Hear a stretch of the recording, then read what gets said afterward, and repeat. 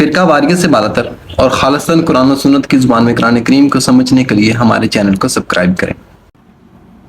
اعوذ باللہ من الشیطان الرجیم، بسم اللہ الرحمن الرحیم، ایاک نعبد و ایاک نستعین۔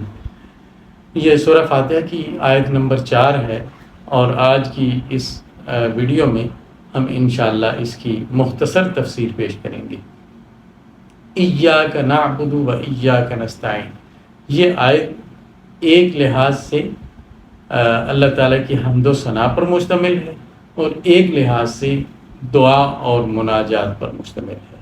یعنی اس آیت میں دونوں پہلو ہیں، اللہ تعالیٰ کی تعریف کا بھی اور اللہ تعالیٰ کے سامنے اپنی بندگی کے اظہار کا بھی، اور اللہ تعالیٰ سے دعا کا بھی۔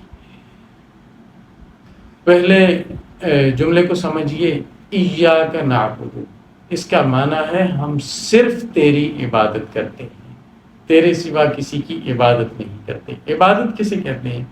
عبادت کے معنی ہے کسی کی انتہائی محبت کے پیش نظر اس کے سامنے انتہائی عاجزی کا اظہار کرنا۔ انسان عاجزی کا اظہار کبھی اس وجہ سے بھی کرتا ہے کہ کسی سے کے نقصان سے بچنا چاہتا ہے، کسی کے شر سے بچنے کے لیے عاجزی کا اظہار کرتا ہے، کسی مجبوری کے تحت کرتا ہے۔ عبادت کے معنی ہے محبت کے پیش نظر، اور انتہائی محبت کے پیش نظر، انتہائی محبت کی وجہ سے کسی کے سامنے، اپنے سامنے عاجزی کے انتہائی درجے کا اظہار کرنا عبادت کہلاتا ہے۔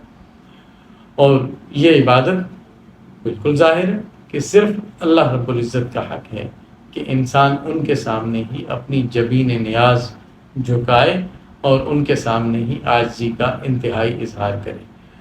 اور دوسرا جملہ ہے ایاک نستعین، اس کا معنی ہے ہم صرف تجھ سے ہی مدد مانگتے ہیں۔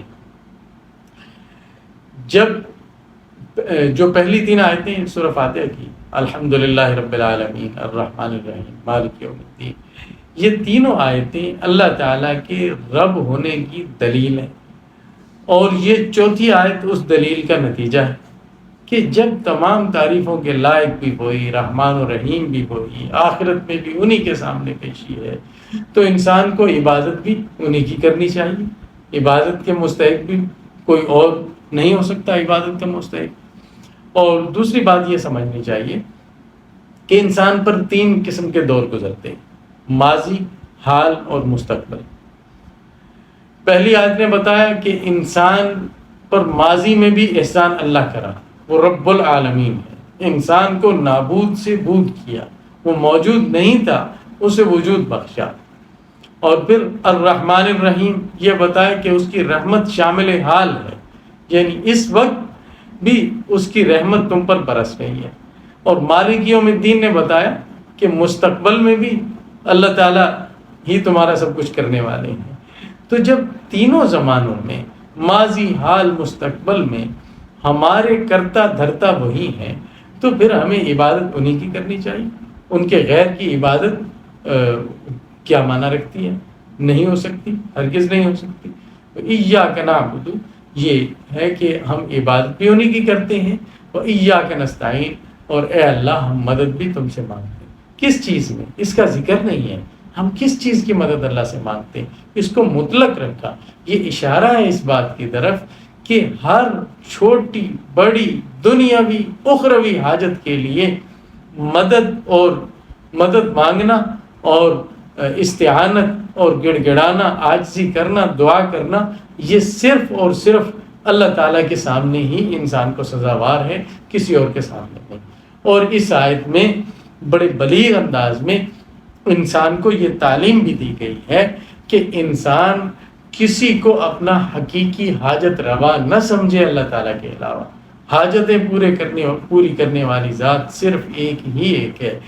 اور یہاں یہ بھی سمجھ لینا چاہیے کہ جب عبادت میں کوئی تعویل نہیں ہے، کسی غیر کی عبادت ہم کسی تعویل کے ساتھ نہیں کر سکتے کہ جی ہم کسی غیر کی عبادت اس وجہ سے کر رہے ہیں کہ وہ اللہ تعالیٰ تک پہنچنے کا وسیلہ ہے، ذریعہ ہے، اس کی عبادت ہم مجازی طور پر کر رہے ہیں، اسی طرح کسی غیر سے مدد بھی نہیں مانگ سکتے۔ دونوں چیزوں کا ذکر ایک ہی طرح آیا ہے، عبادت کا بھی اور استعانت کا بھی، مدد مانگنے کا بھی، کہ عبادت بھی صرف اللہ کی اور مدد مانگنا بھی صرف اللہ سے۔ یہ آیت شرک کی جڑ کاٹ دیتی ہے اگر انسان اس کو چشم بصیرت سے پڑھے اور اس میں غور کرے۔ دعا ہے کہ اللہ تعالی ہمیں حقیقی موحد بنائے اور تمام چھوٹی بڑی حاجتوں میں اپنی ذات کے ساتھ اور اپنے عالی دربار کے ساتھ وابستہ رکھے۔ اللہ حافظ۔ فرقہ واریت سے بالاتر اور خالصتاً قرآن و سنت کی زبان میں قرآن کریم کو سمجھنے کے لیے ہمارے چینل کو سبسکرائب کریں۔